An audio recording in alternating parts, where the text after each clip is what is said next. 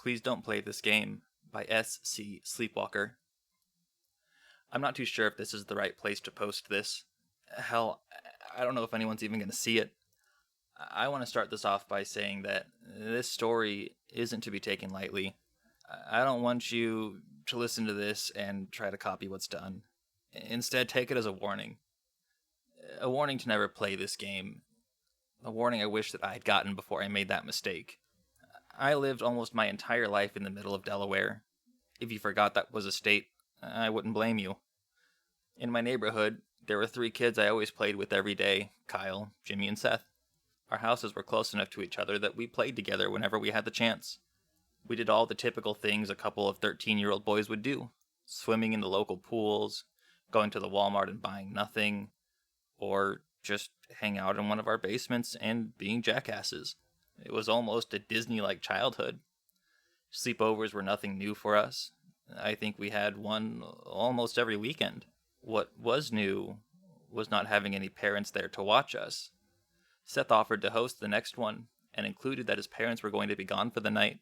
They were staying down at the beach, and told Seth it would be fine for him to invite us over. Fine for him, not so much for the rest of us. I think me and the other guys pleaded and begged our parents multiple times to let us go. Our parents knew each other and trusted us, but the idea of 4 prepubescent boys being alone in a house was any parent's worst nightmare. Somehow, by the grace of God, they agreed the night before. After all this time, I still wish they denied us. Maybe things would have ended differently. I want to tell you about the events that happened that night that changed me into who I am. It changed my life and every family that was involved in it. This is the night I played hide and seek with my friends. Hide and seek? Won't that get boring with just 4 of us? I asked suspiciously as I took a handful of Doritos from the bowl on the table. It was about 10:30 when Kyle suggested we play a game so we could try to stay up later. Yeah, man, besides, we have an Xbox, Jimmy pointed out. Seth came walking down into the basement with some sodas in hand, almost dropping the cans. What are you guys talking about?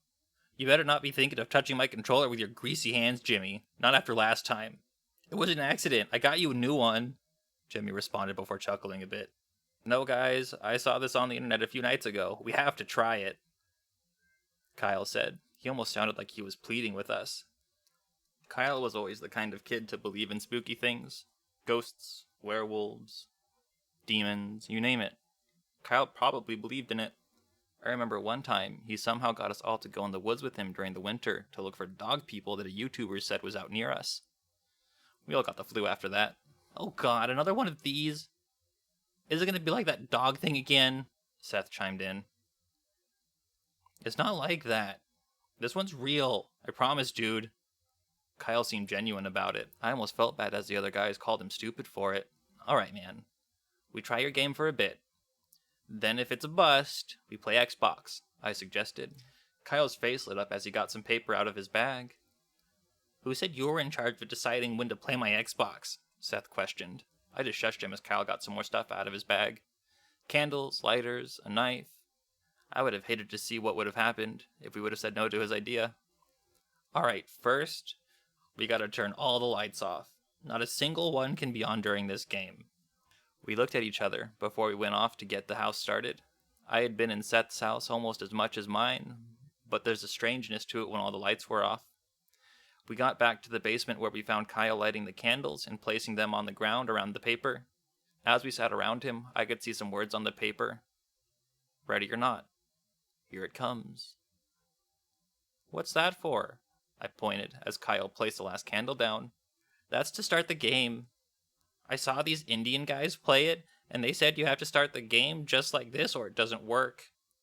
Kyle answered, as he slowly pulled the knife up and turned to face us. Now we have to cut ourselves. Like Sarah from Homeroom? Jimmy chuckled.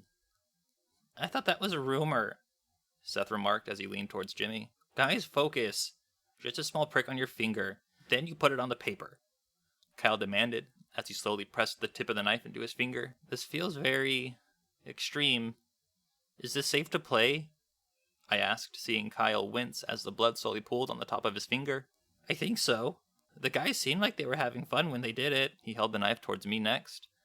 The guys watched us as I reluctantly took the knife and plucked my finger. I did encourage us to play this for Kyle's sake. I couldn't chicken out now. The other two did the same. Jimmy had more tears than the rest of us, but when he finished, he handed the knife back to Kyle. "Now," Seth asked, rubbing his finger on his Pokemon pajama bottoms. "Now repeat after me." We all listened to Kyle and repeated. 1, 2, 3. Ready or not, come find me. We stared at each other. Silence filled the basement as our eyes kept darting to see if anything happened. "Did you hear that?" Seth whispered.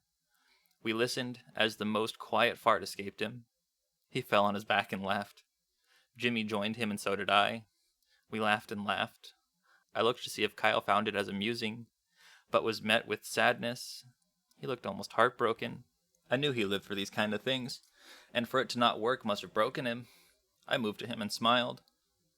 "Hey, at least we didn't have to sit out in negative degrees to get the results this time, huh?" He smiled slightly back. "Yeah, I guess you're right. I don't know how these guys made it look so convincing." "CGI probably. My dad says that's how most things are done like that," Seth said, as he got up to go turn the lights back on. Before he hit the switch, a loud thud filled the room. I'll never forget the look on his face as he rushed back to the floor where we were all sitting. What was that?" Jimmy whispered to me. I didn't know what to say until Kyle reluctantly chimed in. "It's him. The Seeker." We sat still as another thud could be heard, like it was right above us. "What the fuck, dude? Seth? Did you invite someone over? Duncan or Josh, maybe?" Jimmy was frantic with his questions as his eyes filled with tears. "No, it's him," Kyle answered before Seth could respond. "Who?" I asked. "The Seeker. The person who plays the game with us." "Well, tell him we don't want to play anymore," Seth demanded, making sure to keep his voice down. "We can't. They said he plays until everyone is found." "What do you mean until we're found?" I asked. I kept looking at the stairs. My brain was trying to wrap around what was happening, while also trying to keep reason in it. "It's like hide and seek. We play until we're all found, or he can't find us," Kyle answered. "Okay. Let's go get found so the game can be over." Seth tried to stand before Kyle pulled him down. "No, we don't want to be found. Bad things happen if we're found." Kyle looked at the carpet as he said it. The thud got louder, almost like it was searching the house. Okay.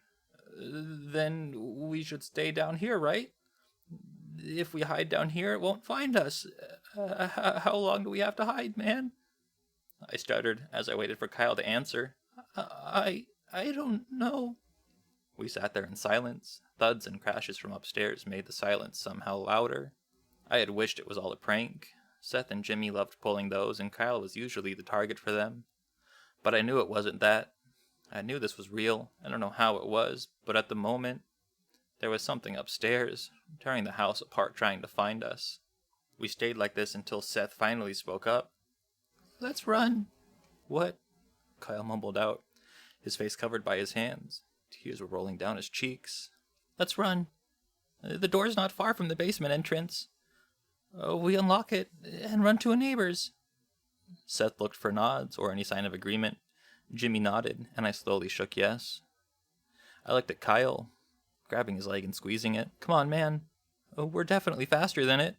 We'll be out before it even sees us." I smiled at him.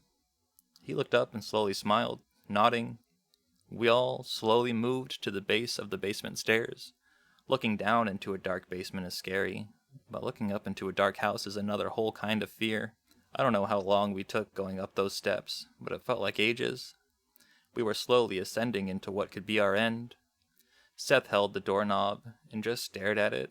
I knew he didn't want to be the one to open it, to potentially be the one to see whatever it was that was on the other side. I scooted around Jimmy and slowly turned the knob. The door slightly opened. The house was almost pitch dark. The only light we had was from the moon herself, shining into the windows and illuminating the destroyed house. He quietly but quickly moved towards the front door. I peered into the living room to see the chairs and couches turned upside down, some side table doors ripped off their hinges. "Hurry up, man," Jimmy urged Seth as he fumbled slightly with the deadbolt. I looked to see Kyle slightly behind, close to the basement door. I moved over to get him ready to run. "Let's go, Kyle. We gotta get—" I almost finished my words when I watched his face turn from scared to horrified. I turned slightly to see Jimmy on the floor, crawling away from the door. I'm not sure, even after all this time, how to describe what we saw that night. I had wished it was just a man, some man that was in the house with us, but it sadly wasn't. The best I can do is try and give a description. Think of a Picasso painting. It had a crookedness to it, its arms jagged and legs crumpled as it lowered itself over Seth. Seth didn't move. He didn't try and fight. All he could do was stand there and look up to see its eyes peering down at him. It picked Seth up like a rag doll and threw him into the living room. A mean and disgusting noise came from his body as it hit the wall of the fireplace. I quickly got Jimmy to his feet and Kyle to snap out of his gaze. Me and Kyle ran to the bathroom as Jimmy made it to the kitchen. I locked the door as I tried to catch my own heart from jumping out of my chest. "Jimmy, what?" My question was shortly answered as I heard Jimmy whimpering and crying outside the room. I unlocked the door and peeked out of the crack. I watched it linger its way towards him, and all I could hear was wet sounds. I quickly shut the door and relocked it. My mind didn't really process what had just happened. In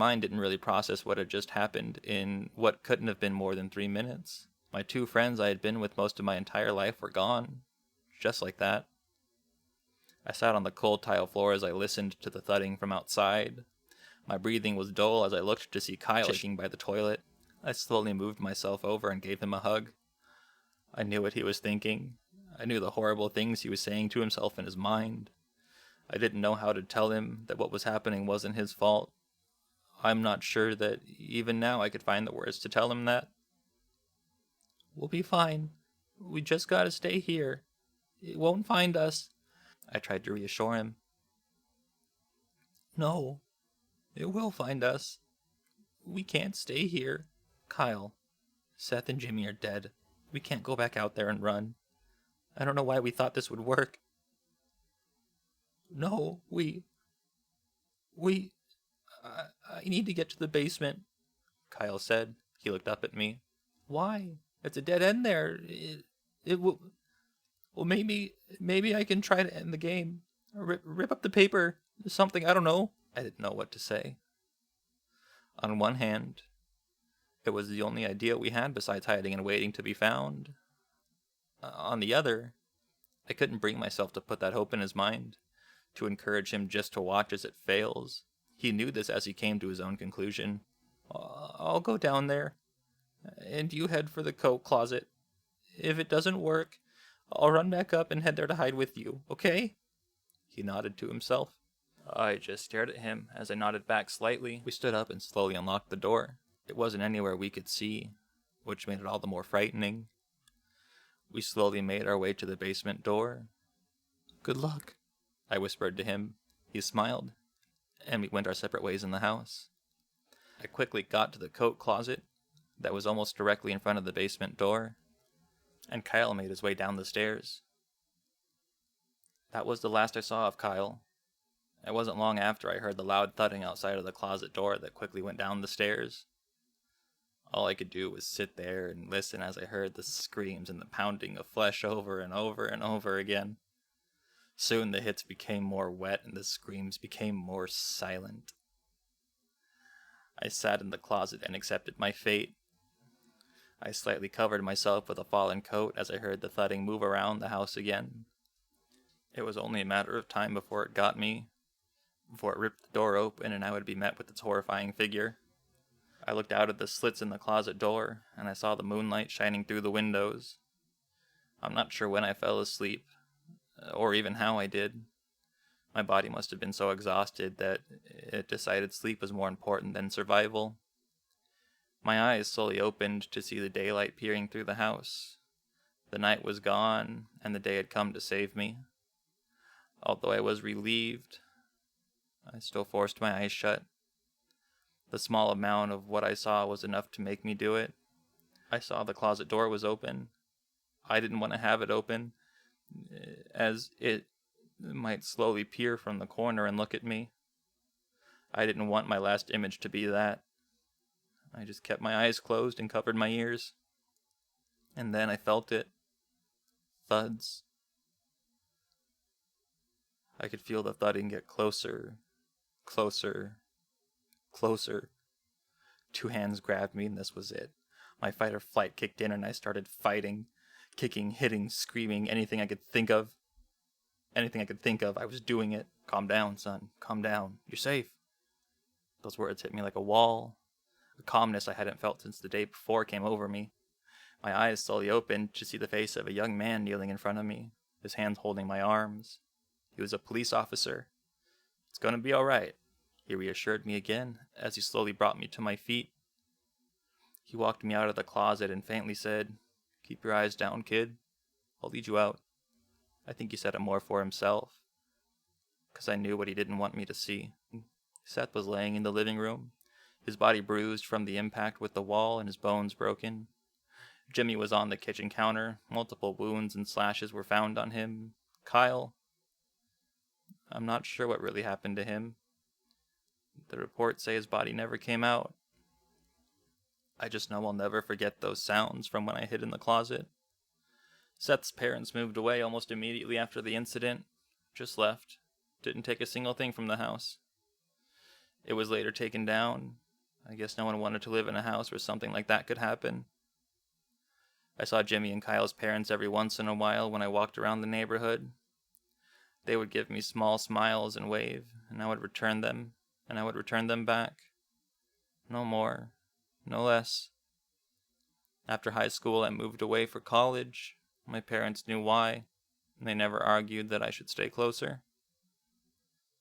That was a little more than 15 years ago. A few weeks back, my dad called me to tell me Mom had passed away. He offered if I wanted to stay at home for the funeral, stay in my old room. I hesitated. I thought of that night every day for the past 15 years, never really bringing myself to want to go back to that neighborhood. I refused and opted for a hotel a few miles away in town. And that's where I am now, in my bed writing my tale. I want you to take this as a warning, because as I write this, I know I'm not alone. It's here. It's in the closet of the hotel room. I can just make out its outline. Its crooked legs crouching to fit inside, its arms slightly poking out from under some clothes, and its eyes staring at me. It knows I see it, and it knows I'm writing about that night. I'm not sure why now I decided to finish the game from all those years ago, but here we are. Once I finish and close my laptop, it will kill me. My father will have to bury his son just moments after burying my mother. I say this again. This tale is a warning. If I could, I would go back and tell myself to never play that game. I would tell my parents to never let us have that sleepover. I would do everything in my power to stop that night from happening, to be able to save my friends. So please, I beg and plead to you, don't play this game. Because if you do, whether you're ready or not, he's coming to find you.